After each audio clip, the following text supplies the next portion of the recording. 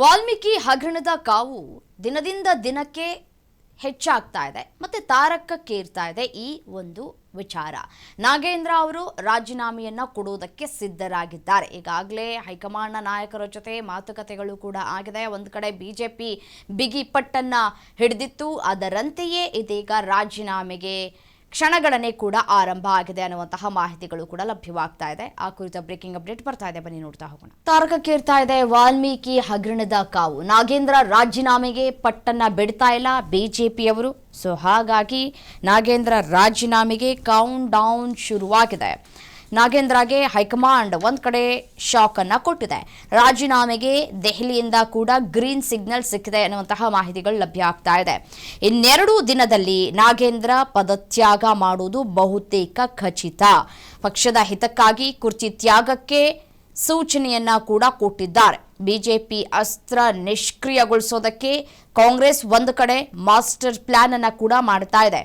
Nagendra ನಿರ್ಗಮನಕ್ಕೆ high command ತೀರ್ಮಾನವನ್ನ ಕೂಡ ತೆಗೆದುಕೊಂಡಿದೆ ಅನ್ನುವಂತಹ ಮಾಹಿತಿಗಳು ಕೂಡ ಲಭ್ಯವಾಗ್ತಾ ಇದೆ. ನಿನ್ನೆ ದೆಹಲಿಗೆ ಡಿಕೆ ಶಿವಕುಮಾರ್ ಅವರು ಕೂಡ ತೆರಳಿದ್ರು. ಇದೇ ವಿಚಾರಕ್ಕೆ ಸಂಬಂಧಪಟ್ಟಂತೆ ಚರ್ಚೆಗಳು ಕೂಡ ಆಗಿದೆ.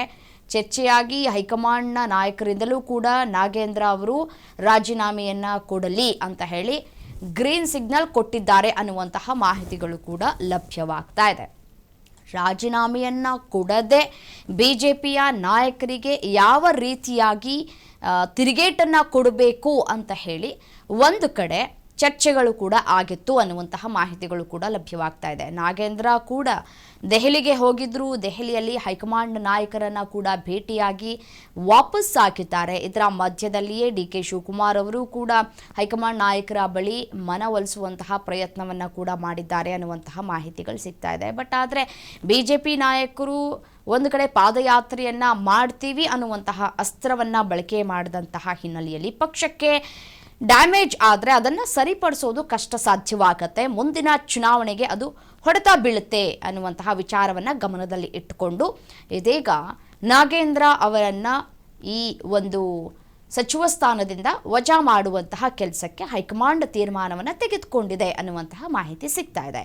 ಇದೇ ವಿಚಾರಕ್ಕೆ ಸಂಬಂಧಪಟ್ಟಂತೆ ಮತ್ತಷ್ಟು ಅಪ್ಡೇಟ್ಸ್ ಬರ್ತಾ ಇದೆ, ನೋಡ್ತಾ ಹೋಗೋಣ. ನಾಗೇಂದ್ರ ವಿಚಾರದಲ್ಲಿ ಹೈಕಮಾಂಡ್ ಮಹತ್ವದ ಸಂದೇಶವನ್ನ ರವಾನೆ ಮಾಡಿದೆ ಅನ್ನುವಂತಹ ಮಾಹಿತಿ ಸಿಗ್ತಾ ಇದೆ.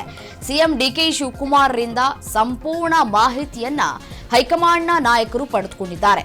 ಒಂದೆರಡು ದಿನಗಳಲ್ಲಿ ನಾಗೇಂದ್ರ ಅವರು ರಾಜೀನಾಮೆ ಕೊಡುವ ಸಾಧ್ಯತೆಗಳು ಕೂಡ ದಟ್ಟವಾಗಿ ಕಾಣಸಿಗ್ತಾ ಇದೆ.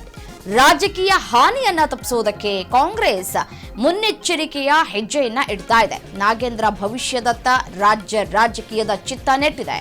ವಾಲ್ಮೀಕಿ ಕೇಸ್ ಕಾವು ನಡುವೆ ಕಾಂಗ್ರೆಸ್ ಮಹತ್ವದ ನಿರ್ಧಾರವನ್ನ ತೆಗೆದುಕೊಳ್ತಾ ಇದೆ. ನೋಡಿ, ವಾಲ್ಮೀಕಿ ಕೇಸ್ ಕಾವು ದಿನದಿಂದ ದಿನಕ್ಕೆ ತಿರುವನ್ನ ಪಡೆದುಕೊಳ್ತಾ ಇದೆ ಮತ್ತೆ ಹೆಚ್ಚಾಗ್ತಾ ಇದೆ. ಬಿಜೆಪಿ ಶತಾಯಗತಾಯವಾಗಿ ನೀವು ನಾಗೇಂದ್ರ ಅವರ ರಾಜೀನಾಮೆಯನ್ನ ಪಡೆಯಲೇಬೇಕು ಅಂತ ಹೇಳಿ ಬಿಗಿ ಪಟ್ಟನ್ನ ಕೂಡ ಹಿಡಿದುಕೊಂಡಿದೆ. ಸದನದಲ್ಲೂ ಮತ್ತೆ ಸದನದ ಹೊರಗೂ ಕಪ್ಪು ಪಟ್ಟಿ ಮತ್ತೆ ಕಪ್ಪು ಟಿ ಶರ್ಟ್ ಅನ್ನ ಧರಿಸಿ ಯಾವ ರೀತಿಯಾಗಿ ಪ್ರತಿಭಟನೆಯನ್ನ ಮಾಡಿದ್ರು ಅನ್ನೋದನ್ನ ಗಮನಿಸಿದ್ದೀವಿ.